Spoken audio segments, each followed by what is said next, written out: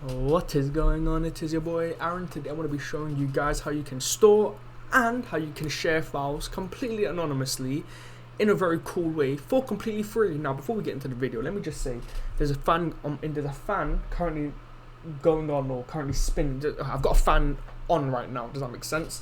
So it's very hot right now, so I've got a fan on, okay? So you can hear the buzzing noise like zzz in the background. Maybe, I don't know. Let me know, okay? Anyways, so you want to know how to share, store files anonymously and for free. Sure, let's do it, guys. So what you're going to need to do is head over to the link in the description. It will take you to a website called anonarchive.org.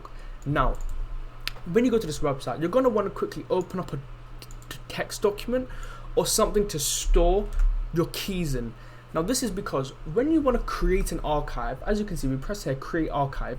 Archives are basically the file systems that your files are stored on. Now if we click create archive, as you can see, we can generate a private key and a public key.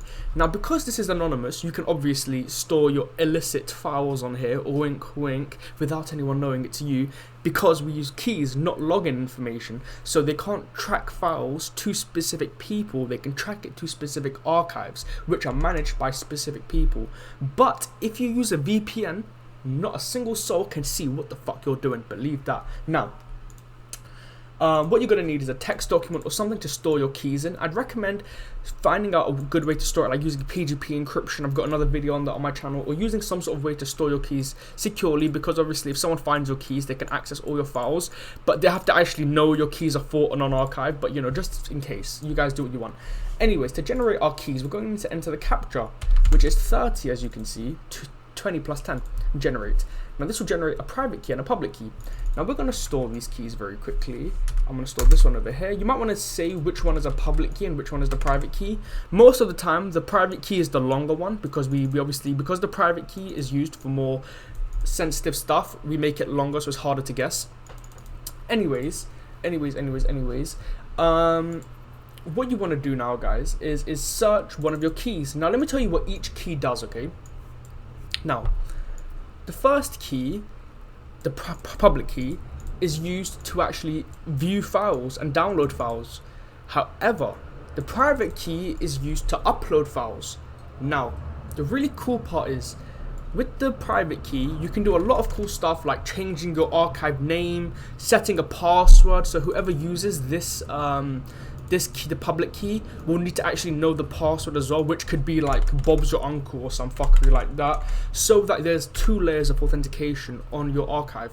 Now, this obviously helps prevent people from like brute forcing your archive key. Now, let's put in the private key first, because we have to upload some files before we actually download them, right guys? So we want to make sure there's no extra spaces in this, and then we want to enter the captcha, which is 0 plus 30, so obviously that's 30, and we want to press search. Now it's going to take us to the archive manager page. This is the very cool place. Now we'll look at everything else in a second, but first let's have a look at each page. So the upload files page is the page that you upload files on. The archive settings is where you change some settings like your archive name or reset some of your keys. And guys, this is so anonymous that if you lose any of your keys, your public key or your private key, you won't be able to access your files again unless you actually store some of the download links for them. And I'll show you guys some more stuff about that in a second. But anyways, you also have the manager. As you can see, we can delete the whole archive, which will delete all files in the archive and all associated information, or we can delete the actual files from the archive. We'll look at that in a minute as well. And then we can also upgrade our archive. As you can see, we can get 20 GB of storage for 4 USD. That might seem like a lot of money for 20 GB of storage, but you have to keep in mind, this is completely anonymous storage. This isn't just any storage, it's anonymous storage, guys. Now, let's say we don't want to upgrade right now. We just want to store some files. We get 1 GB for free. Now the fun part is, guys, because this is anonymous, you can just make 100 archives and no one's gonna bat an eye, to be honest with you. So you'd have 100 GB of storage by making 100 archives. You can literally, if you run out of storage, make a new archive, store the new archive information. It's free to use, guys. It's completely anonymous as well. And if you do decide you want to have all your files on one archive, you can always upgrade, guys. Sorry about that little pause, guys. I had to go do some shit real quick. Anyways, what you want to do when you're on your archive upload files page, you can now upload files. But before we upload the file, let's have a look at one more thing very quickly. As you can see, the max upload size is 100 MB and the max files per upload is 8. You may be thinking, what the fuck does this mean? Basically, when you upload one set of files.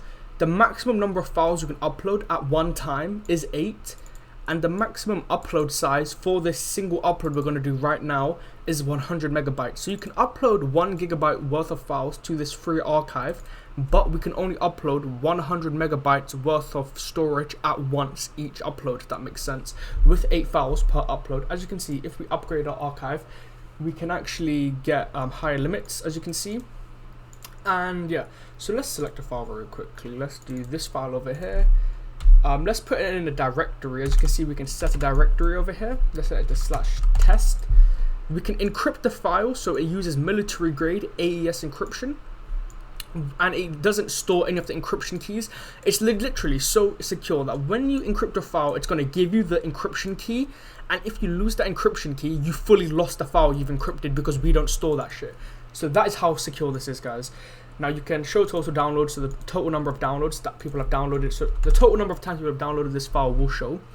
Let's upload this bitch now, and we can have a look at it in our archive. As you can see, it's taking a minute to upload because it's actually uploading the file. And archive storage 4 MB out of 1000 MB. Now let's click the non-archive icon here, or click exit archive session. A little tip here is, if you want to be sly with it and you don't want to have to exit your archive session, which will fully log you out of the manager so that you can't actually log back into the manager until you re-put in the private key, instead of actually pressing this, you can just press this button over here, which will take you to the home page. You can go into your public key over here, which is the main archive page, and we'll have a bit look at what's inside of here in a minute. But as you can see, we're going to open this up. This will show us all the files in here. We're in this. Now normally, if you press the exit archive session, it will fully log you out of here. So if we try and come back to this page, you won't be able to, because it's to the server, like, you're not connected to any archive. It's going to think that because you just exited it. So when you actually press this home button rather than pressing this, if you want to go back to this page, you just type in archive/manager, and guess what, you're back in the bitch. But for now, we're just going to stay on this page. Now if we change our archive name very quickly to Cool Kids, and we set this to 50, which is the answer, confirm rename. If we look over here, this will be changed to Cool Kids. Now we can head over into the test directory, which has one file in it, open folder, and as you can see, we have the file over here. Now it is encrypted. If the file wasn't encrypted, when we press a download file, it would instantly just download it over here, but it's encrypted. So when we press download file, we get taken to this page. Oh, spooky, guys. Now enter the file encryption key. If we put in the wrong encryption key, it's just not going to let us download it, guys. And this is a second layer of security. This is the third layer of security. Sorry, first you have the public key, which is the first layer of security. Then you have the password, which is the possible second layer of security. And then you have the file encryption key, which is the third layer of security. The last two layers, the encryption and the password, are completely optional. However, let's put in the password now. I don't have the password anymore. What was it? I need to go back to get the fucking file thing. Where was it? Here it is. Hold on. Let's go back here. Because we're still in the session, we're able to go back to our previous link and get our encryption key, guys. That's a nice little trick you guys can use there. And the answer to this captcha is 20. So if we do this, it's going to download the file, as you can see. I don't want to download this bitch though, so get the hell out of here, man. Okay.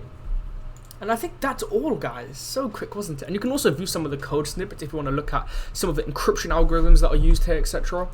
And yeah, that is a non-archive in a nutshell, guys. Go check it out. Links in the description. Everything's there. Peace out.